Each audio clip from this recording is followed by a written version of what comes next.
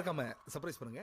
Thank you. Welcome to Chapter 7, which is going to be all about the theme of domination. And this is really one of the most popular and common themes in Endgame studies.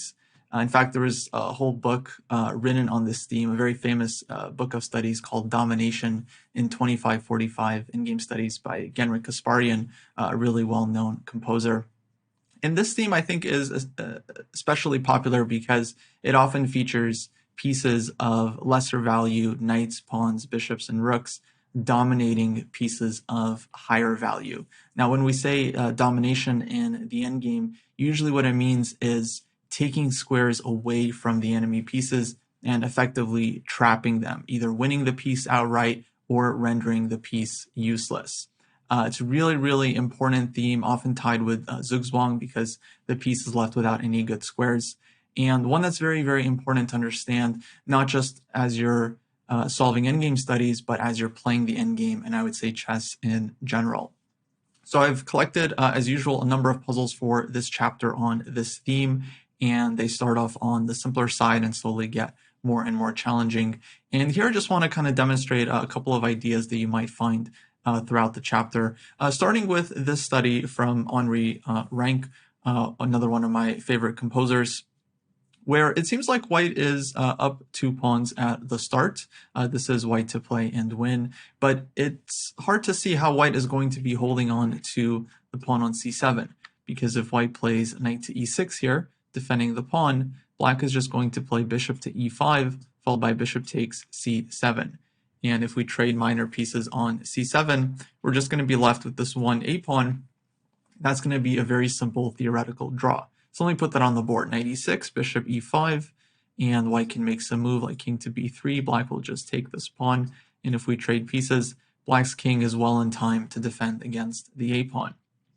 So since this isn't working for white, white has to be a little bit more creative in trying to win this one.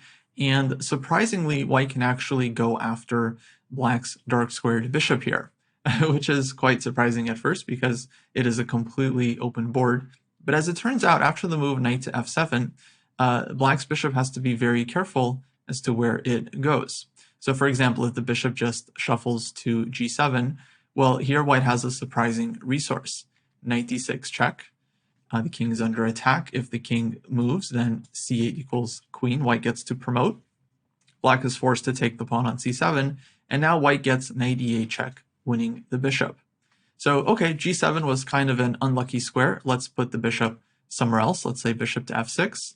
Well, here, once again, white has knight d6 check. King takes c7 is forced. Knight e8, and the bishop is caught. So, okay, unlucky. Let's put the bishop somewhere else. e5 is currently covered by the knight, so far we've eliminated these 3 squares. Well, let's say black tries bishop to d4. Well, here, again, white goes knight d6 check. King takes c7 is forced. And now knight b5 check wins the bishop on d4. And so again, the bishop is having a hard time finding a square here. So bishop d4 isn't working. These 2 squares are also covered by white's king, c3 and b2, which leaves black with just one move, bishop to a1.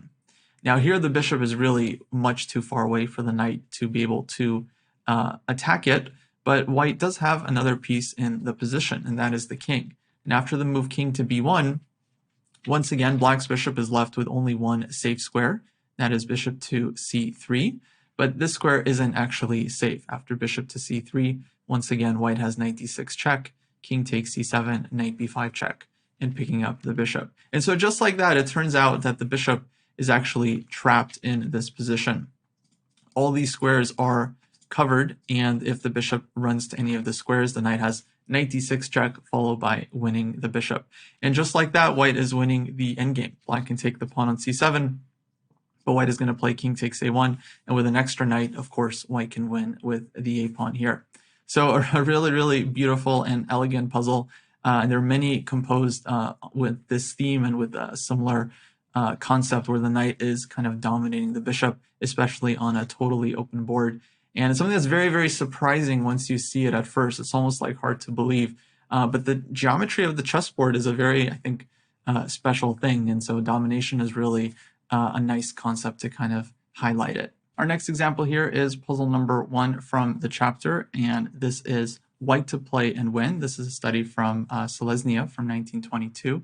And yeah, if you'd like to solve this one, feel free to pause the video and think on your own for a few minutes and then return to review the solution. Okay, so here we're in a rook endgame, and it's white that's actually a pawn down, so it's surprising that white is going to win this one. But white has a chance here to activate both of the pieces and really cause some problems for black's king and rook here. So the right first move is king to f6, simply activating the king and threatening the move rook to d8 checkmate. Now black has a couple of different ways to try to get out of this. If black plays king to e8, then here white wins with a really nice resource. And if you haven't spotted this one yet, I would like to give you a chance again to pause the video and keep thinking.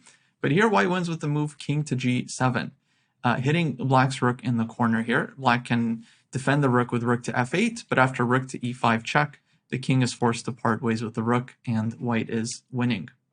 So king to e8 isn't working, simply king to g7, and black is losing the rook. And here we can see the theme of domination already cropping up as this rook has very few squares to go to. So instead, black can try the move king to g8, heading towards the rook this way, because black does need to deal with the threat of rook d8 checkmate. But after king to g8, white can play the move king to g6, again creating the threat of mate. And here the problem for black is that if black tries to step out with king to f8, well, black is able to avoid getting checkmated, but after rook d8 check, black is anyway going to be losing the rook in the corner. So king f8, rook d8 check, and white wins this rook. So this is a pretty typical theme that you will see in rook endgames and different studies featuring rooks, where the enemy king and rook is dominated on the last rank. If we go back just the move before, white plays king to g6. White could also start with the move rook to d7 here, and then follow it up with king to g6, and again white is winning, as black is not really in time to get out. Not really necessary, but I wanted to point out this idea here. If h5, then king to g6, black's rook is still stuck, and rook d8 check is coming next. But if we go back to the starting position of the puzzle, here rook d7 would not work, although this move is very natural, cutting the king and rook along the 7th rank, because here black could play the move king to e8. And if white tries something like rook to a7, black is just in time here with the move rook to g8. Now rook a8 check doesn't win, and if white plays king e6, for example, then black can first give a check with rook to g6. The king is forced off of the 6th rank, let's say king to f5, and now black's rook is free, and black is going to be holding this one easily. If white doesn't have an immediate mate, black's rook will just give checks from behind, and there will be no way white can win. So rook g6 check here saves black. Otherwise, in this position, black would be losing, as white is ready to give rook a8 check next move, and king f8 would be met with king to f6. And if white tries king f6 in this position, hoping for rook a8 check and winning the rook, well then once again black's rook is in time to simply get out, and white doesn't have a win here. So this is why it's really important for white to first activate the king, bringing in the king. Here king e8 is not working because of king to g7, and because of this main idea, black is simply stuck here and not able to do anything, not able to get the rook out. So all right, with that, I'll leave you to it to solve the rest of the puzzles in this chapter on your own. Once again, I would encourage you to try to spend up to 5 minutes and even more if you need to, as these puzzles are going to start getting a little bit challenging. And then very crucially, it's very, very important for you to review the solution of each and every problem. In fact, even if you got the problem right, I would recommend that you review the solution, because there might be side variations or details that you might have missed or not fully understood that are then explained in the comments. So I'd really, really encourage you to go through all of the exercises and the solutions quite carefully. With that, I'll wish you the best of luck in solving the puzzles, and I'll see you in the next chapter. Take care.